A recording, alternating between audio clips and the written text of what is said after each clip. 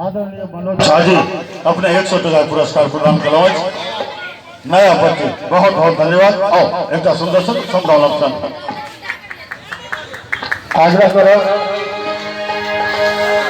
शुरू से लगा था झुमैया कूदे वाला गीत भेल खास करके ई समदौन भ रहल छै और हमारे सबके खास करके हमर विचारधारा है जे गीत जना गाबी हो अंदाज में गाबी तो अगर ये गीत के समदौन के साइलेंट भर सुनबे तो बहुत आनंद है। ताहि दुआरे ध्यान से गीत के सुनी कोनो नाचे कूदे के नहीं जरूरत है कोनो ताली बजबे के नहीं जरूरत है अंत में गीत सुनी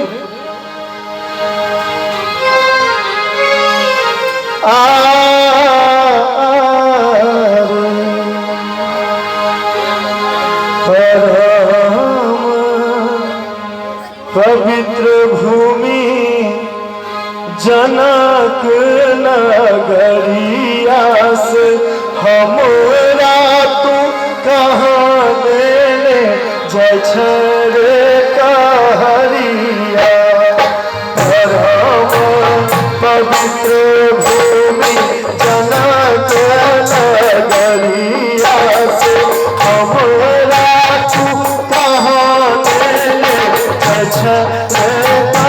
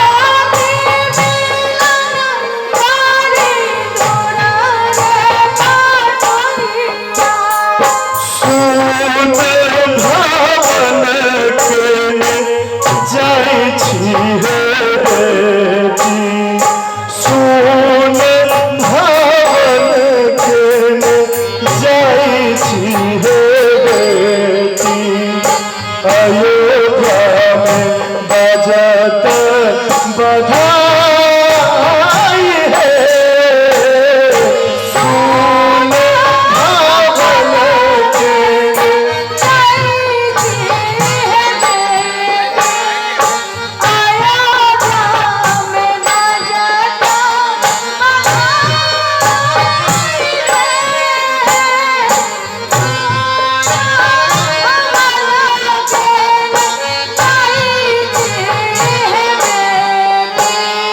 सुन भावन के जाइ छी हे देव।